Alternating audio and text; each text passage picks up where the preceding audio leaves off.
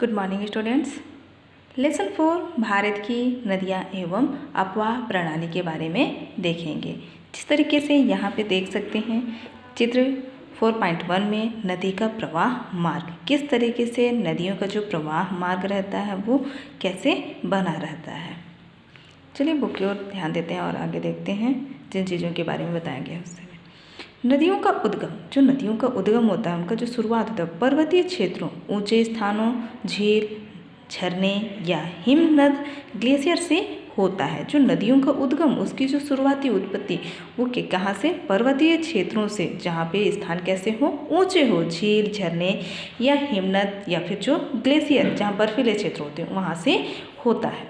जब वर्षा होती है तो जल का कुछ भाग भूमि में समा जाता है। तो जब वर्षा होती है उस समय जल का कुछ भाग क्या हो जाता है, भूमि में समा जाता है। अधिकांश जल पृथ्वी की सतह पर छोटी छोटी धाराओं के रूप में बहने लगता है। तो कुछ जल जो उसमें से अधिकांश जल होता है वो पृथ्वी की सतह होती है, ऊपरी भाग, उसमें छोटी छोटी धाराओं के रूप में वह बहने लगता है।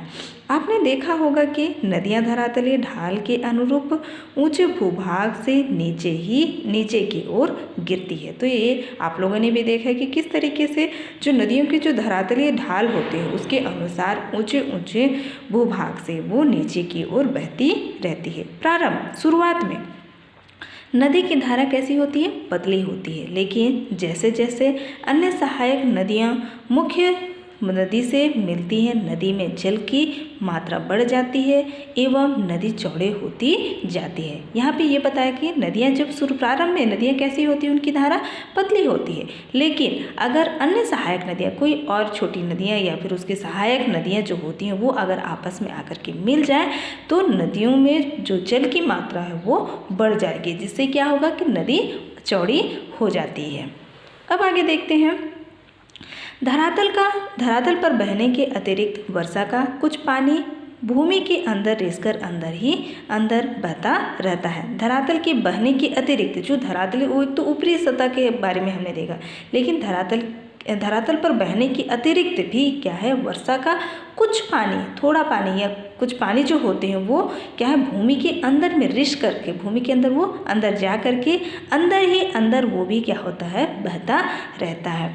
वही भूमिगत जल स्रोतों के रूप में पृथ्वी की सतह पर नजर आता है, और वही जल जो कहाँ गया रहता है, अंदर रिस करके, वही जल भूमिगत जल स्रोतों के तौर पे पृथ्वी की सतह पर वो हमें प्राप्त होता है। इसी भूमिगत जल स्रोतों के से मुख्य तथा सहायक नदियों को जल मिलता रहता है। तो इसी जो भूमिगत जल स्रोत हैं उसी के माध्यम मुख्य रूप से कहा गया है, स्रोतों से मुख्य तथा जो उसकी सहायक नदियाँ उसको जल मिलता रहता है। प्रायः पर्वतीय स्थानों से अधिकतर नदियों का उद्गम होता है। ये प्राय अक्सर कर देखते होंगे कि जो नदियाँ हैं वो अक्सर कर क्या है, पर्वतीय स्थानों में अधिकतर उनका उद्गम होता है, जहाँ से क्या होती हैं, नदियाँ निकलती हैं, उसे नदी का उद्गम कहते हैं। जहाँ से नदी निकलती है उसी को उसका उद्गम कहते हैं, और जहाँ नदी का अंत होता है उसे क्या कहते हैं, मुहाना कहते हैं। जहाँ पे अंत होता है वो मुहाना कहलाता है। उद्गम से मुहाने तक नदी की अवस्था को 3 भागों में बांट सकते हैं। तो यहाँ पे शुरुआत, जिस तरीके से नदी की शुरुआत होती है और उसका अंत क्या कहलाता है, मुहाना, तो मुहाने तक नदी की जो स्थिति है उसे 3 भागों में बांट सकते हैं। पहला है युवावस्था या ऊपरी भाग, दूसरा है प्रौढ़ावस्था तथा मध्य भाग, तीसरा है वृद्धावस्था या निम्न भाग। तो पहले नंबर पे युवावस्था या ऊपरी भाग के बारे में देखेंगे। जब नदी उद्गम क्षेत्र से निकलकर पर्वतीय क्षेत्रों में बहती है तो उसका वेग क्या होता है, तीव्र होता है। ये बताया कि जब युवावस्था या फिर जो ऊपरी भाग से जहाँ से नदी निकल करके बहती है वहाँ से कहा गया है कि जब नदी के उद्गम क्षेत्र से, जहाँ से वो निकलता है नदी, तो पर्वतीय क्षेत्र में वो बहती है तो उसका वेग कैसा होता है, तीव्र मतलब तेज होता है। यहाँ उसके द्वारा कटाव अधिक होता है। इस अवस्था में तल का कटाव अधिक और तट का कटाव कम होने से वी आकार की घाटी का निर्माण होता है। इसी घाटी गहरी इससे घाटी गहरी और क्या हो जाती है, सक्रिय होती जाती है। तो इस तीव्र गति की वजह से इसका वेग जो बहाव होता है वो कैसा होता है, तीव्र होता है। एक तो ऊंचाई से आने के वजह से तो वो क्या करता है, कटाव अधिक होता है। तथा अवस्था में, इस अवस्था में जब वो युवावस्था में होती है उस समय जो तल है उसमें, तल जो निचले वाला भाग वो उसमें कटाव अधिक होता है। लेकिन जो तट किनारे वाला क्षेत्र है वहाँ कम होने से क्या होती है, वी आकार की घाटी का निर्माण होता है। इससे घाटी क्या होती है, गहरी होती है और साथ ही संक्रिय मतलब ज़्यादा चौड़ा नहीं हो पाता है, संक्रिय रहती है। नदियाँ अपने साथ कंकड़, पत्थर और चट्टानी टुकड़ों को लेकर के आगे बढ़ती है। तो इस तरीके से नदियाँ अपने साथ, आप देखें कि उस बहाव में क्या करती है, कंकड़, पत्थर, टुकड़े, इस तरीके के अन्य चीज़ों को अपने साथ बहा करके वो ले आती हैं। अब आगे देखते हैं दूसरे नंबर पे प्रौढ़ावस्था या मध्य भाग। नदी जब पहाड़ी भाग को लेकर मैदानी भागों में प्रवेश करती है तब ढाल कम होने के कारण उसके जल की गति धीमी हो जाती है। ये प्रौढ़ावस्था जो मध्य भाग है, तो उस समय क्या होता है कि नदी जब पहाड़ी भागों को, जो कि हमने युवावस्था में देखे, तो उस समय क्या होता है, पहाड़ी के वो ऊपरी क्षेत्रों से वो निकल के, जिस समय वेग कैसा रहता है, तीव्र रहता है। लेकिन जब नदी पहाड़ी भाग को जब छोड़ करके कौन से मैदानी भागों में प्रवेश करती है तो उस समय ढाल कम होने के कारण जो जल की गति रहती है वो भी कम हो जाती है। इससे नदी में भार वहन करने की क्षमता भी कम होती जाती है। जो नदी में जो भार, वजन जो रहती है, वजन मतलब सहने की क्षमता वो भी कम हो जाती है। नदी इस भाग में किनारों पर कटाव अधिक और तले का कटाव कम करती है। तो इस समय क्या होता है, बहाव जो गति वो तो धीमी पड़ जाती है। उस स्थिति में वो क्या करती है, नदी इस समय किनारों की स्थिति में या किनारे जो क्षेत्र हैं उसमें अधिक कटाव करती है और जो तल वाले क्षेत्र हैं, तल का जो कटाव होता है वो कम होता है। जिससे नदी कैसी हो जाती है, नदी घाटी चौड़ी हो जाती है। पानी का वेग कम हो जाने के कारण नदी पहाड़ी भाग से लाई गई बालू, बजरी, मिट्टी आदि को निक्षेपित कर चड़ोल पंख का निर्माण करती है। तो इस तरीके से जो पानी का वेग होता है वो कम हो जाने की वजह से नदी पहाड़ी भाग से जो भी चीज़ें अपने साथ ले आती है, बालू, कंकड़, बजरी, जो भी मिट्टी है, उन चीज़ों को वो मैदानी क्षेत्रों में उसे बिखेर देती है, निक्षेपित कर लेती है वहाँ पे। और वहाँ पे क्या होता है, किसका, जड़ोल पंख का निर्माण होता है। अब आगे देखते हैं, मैदानी भाग में नदी कोमल चट्टान को सरलतापूर्वक काटती है। तो मैदानी भाग में नदी जो कोमल चट्टान है, नाजुक जो चट्टान है, उन चट्टानों को आसानी से वो काटती है और कठोर चट्टानों को नहीं काट पाती है। वजह ये कि उस समय जो उसका जो वेग रहता है वो कैसा हो जाता है, धीमा हो जाता है, मतलब प्रौढ़ावस्था में। तो इस वजह से वो जो कोमल चट्टानें होती हैं उसको आसानी से काट लेती हैं और जो कठोर चट्टानें हैं उसे कम नहीं काट पाती है। इस कारण नदी मुड़ती हुई सर्पा आकार आकृति में बहती है। मैदानी भाग में जब बाढ़ आती है तब नदी का जल किनारों से ऊपर होकर बहता है। तो इस तरीके से तो क्या है, कठोर चट्टानों को तो वो नहीं काट पाती। तो इस स्थिति में नदी क्या होती है, मुड़ती चली जाती है, सर्पाकार। आप देखे होंगे कि सांप जो होता है वो कैसे रेंगते हैं, तो उस स्थिति में उनकी जो आकृति होती है, इसलिए इसको यहाँ पे सर्पा आकार, सर्प के आकार की तरह, जैसे कि ये इस तरीके से बनी होती है, तो उसी सर्प के आकार की आकृति बहती है। तो उस समय क्या होता है कि मैदानी भाग में जब बाढ़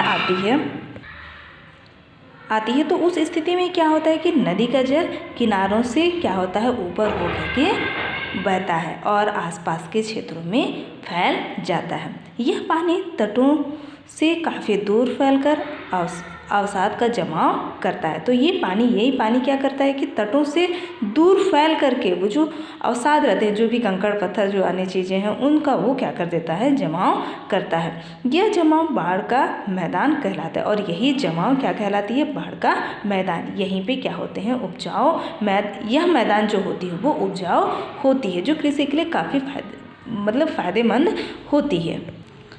अब आगे देखते हैं तीसरे नंबर पे वृद्धावस्था या निम्न भाग। इस अवस्था तक पहुँचते पहुँचते नदी की गति अत्यंत धीमी हो जाती है। जब निम्न अवस्था में पहुँचते पहुँचते जो नदी का जो वेग रहता है वो धीमा पड़ जाता है। शुरू में हमने देखा तीव्र रहता है, मध्य में देखे कि गति उस समय गति क्या है, थोड़ी धीमी पड़ जाती है, लेकिन इस स्थिति में निम्न स्थिति में पहुँचते पहुँचते अत्यंत ही धीमी हो जाती है।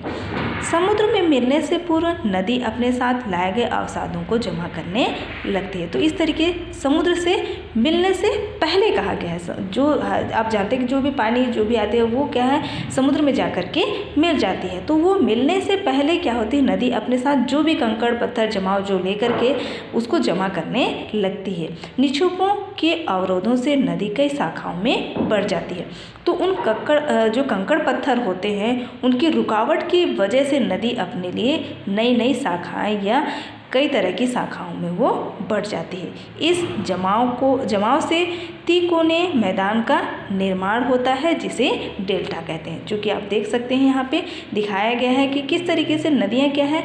हम देखिए शुरू में ही कि पहले में तीव्र, फिर दूसरे में जब मैदानी भाग में थोड़ी धीमी हो जाती है, फिर जब वो निम्न भाग में पहुँचती है तो वो और भी धीमी हो जाती है या अत्यंत धीमी हो जाती है। तो उस समय अब वो कई नई शाखाओं का निर्माण करने लगती है। देख सकते हैं कि समुद्री क्षेत्रों में कई तरह की जो नदियों की शाखाएं यहाँ पे बनी हुई दिखाई गई हैं। इसी को क्या कहते हैं, इसी जमाव तिकोने मैदान का निर्माण होता है जिसे क्या कहते हैं, डेल्टा कहते हैं। अब आगे देखते हैं अपवाह तंत्र के बारे में।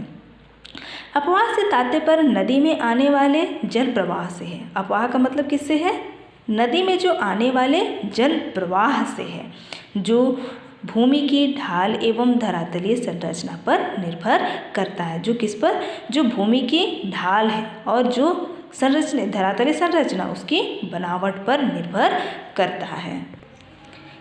किसी नदी में जहाँ जहाँ से पानी आकर मिलता है वह संपूर्ण क्षेत्र उस नदी का क्या कहलाता है, बेसिन कहलाता है।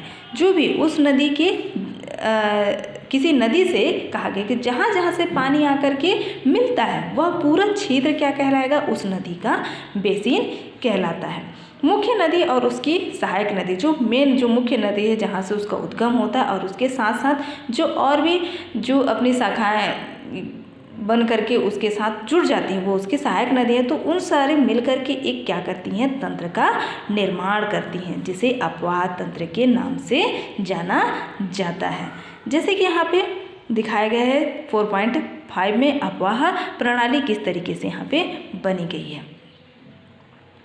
अब आगे देखते हैं, इस नदी में नौका परिवहन का कार्य भी होता है। तो नदियों में क्या है, जो नाव या फिर अन्य तरह की जहाज़ें हो, मतलब जो सामान्य तौर से होती हैं, छोटी छोटी नाव बना करके लोग इस तरीके के वहाँ पे परिवहन के कार्य किए जाते हैं। अपवाह प्रणाली का अर्थ मुख्य नदी और उसकी सहायक नदियों के बहाव क्रम से है। मतलब अपवाह प्रणाली किससे संबंधित कहा गया है, जो मुख्य नदी है और उसकी सहायक नदियों के साथ जो बह करके आती हैं उन नदियों को। ऐसी परिस्थिति में ऐसी परिस्थिति में क्या होता है, में हर एक नदी अपना निश्चित अपवाह बेसिन होता है। तो इस समय एक ऐसी स्थिति में क्या होता है कि हर नदी अपना एक निश्चित अपवाह बेसिन होता है, जो हम चित्र 4.5 में देख सकते हैं कि नदी में पानी किन किन क्षेत्रों से आ रहा है। कुछ अपवाह प्रतिरूप निम्नलिखित हैं, जैसे कि यहाँ पे जो अपवाह दिखाया गया, जो मुख्य नदी और उसकी जो सहायक नदी हैं वो उसके साथ वो किस तरीके से बेसिन का यहाँ निर्माण कर रही हैं। अब हम आगे देखेंगे यहाँ पे जो कौन कौन से अपवाह प्रतिरूप हैं उनके बारे में।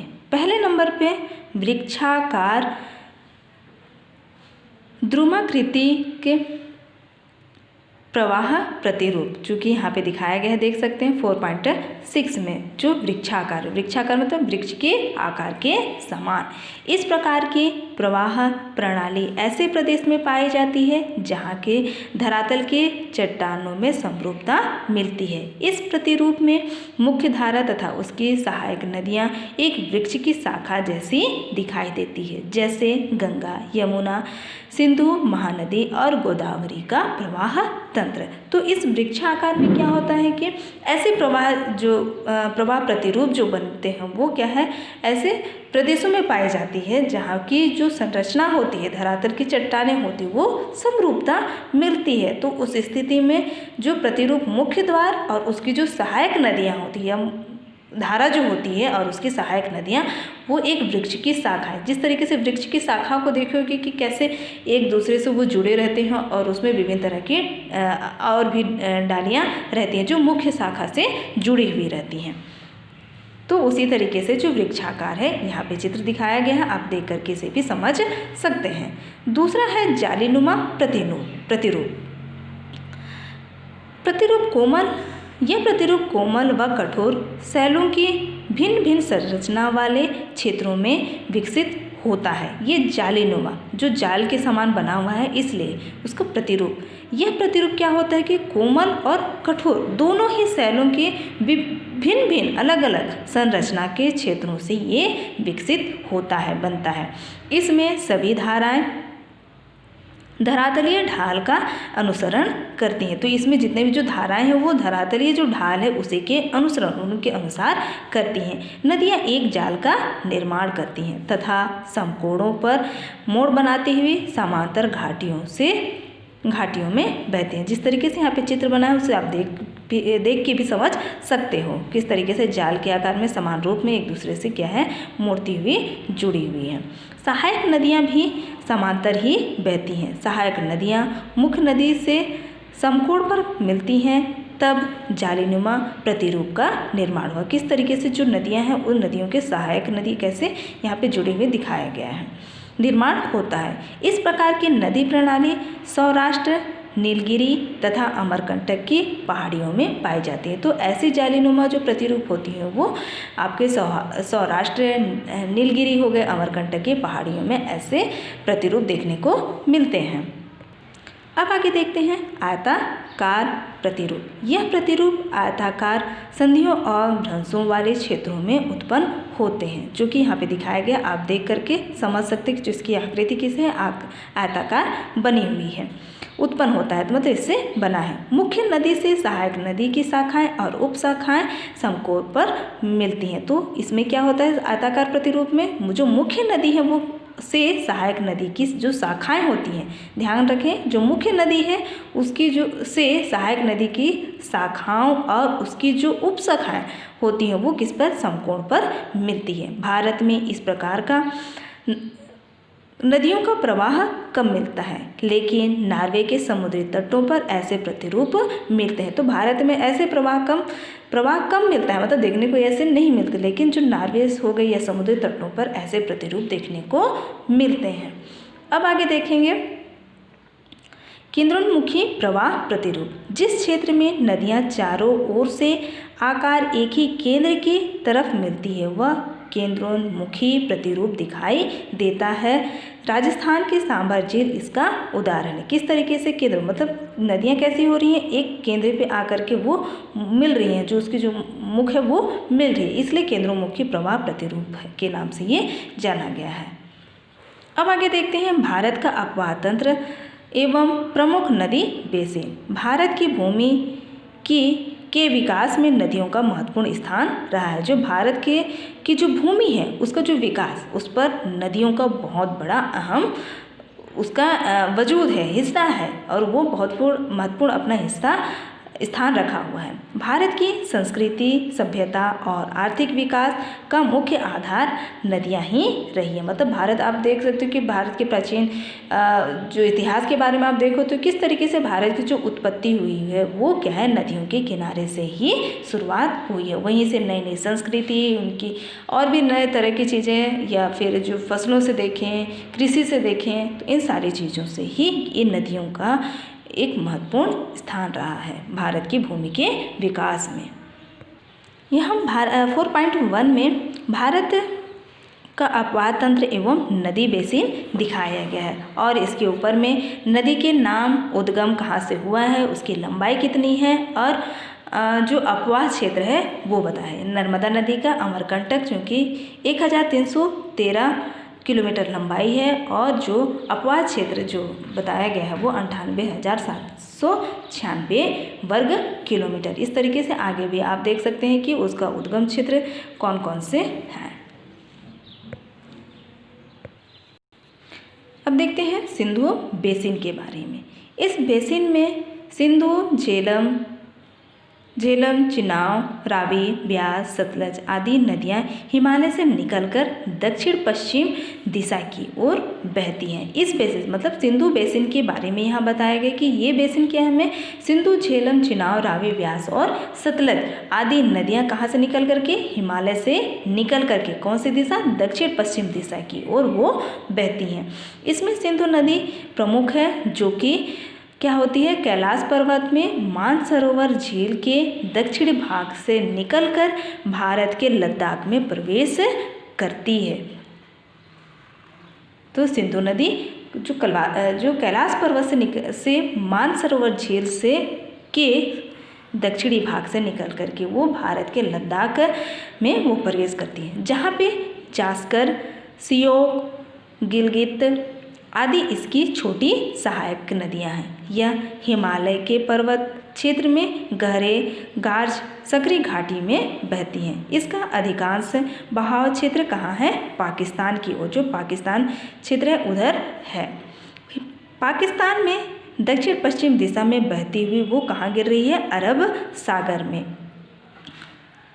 यहाँ सघन कृषि की जाती है, मतलब इन क्षेत्रों पे क्या है, सघन मतलब अधिक मात्रा में कृषि की जाती है। उपजाऊ भूमि और व्यावसायिक फसलों के उत्पादन के कारण भी बेसिन में सघन बसाहट पाई जाती है। उपजाऊ भूमि, जहाँ एक तो हमने देखा कि कृषि बहुत की जाती है और साथ ही वो नदी वाले क्षेत्र हैं, तो उन नदियों की वजह से जो वहाँ की भूमि वो बहुत ही उपजाऊ है और व्यवसाय के तौर से किए जाने वाले फसलों का उत्पादन किया जाता है, जिसके कारण इस बेसिन के किनारे जो लोगों की बसाहट है वो भी अधिक है। भारत व पाकिस्तान के बीच सन 1960 में हुए सिंधु जल समझौते के अनुसार भारत इस नदी का केवल कितना 20% जल का उपयोग कर सकता है। ये क्या है, भारत और पाकिस्तान के बीच में जो हुए कौन सा समझौते, सिंधु जल समझौते के अनुसार, जो कि भारत इस नदी का केवल कितना 20% मात्र जल का वो उपयोग कर सकता है। इसके जल का उपयोग सिंचाई और विद्युत उत्पादन के लिए किया जाता है। तो इस जल के से सिंचाई में इस्तेमाल किए जाते हैं और विद्युत उत्पादन में किया जा रहा है। तो स्टूडेंट्स, आज के लिए हम इस लेसन से यहीं तक पढ़ेंगे। आप लोगों के लिए होमवर्क के लिए क्वेश्चन है। क्वेश्चन नंबर 1, अपवाह एवं अपवाह तंत्र को समझाइए। क्वेश्चन नंबर 2, नदी की युवावस्था की विशेषताओं का वर्णन करें। क्वेश्चन नंबर 3, गंगा बेसिन और गोदावरी बेसिन में क्या अंतर है। ये 3 क्वेश्चन दिए जा रहे हैं। आज के लिए यहीं तक। Thank you students.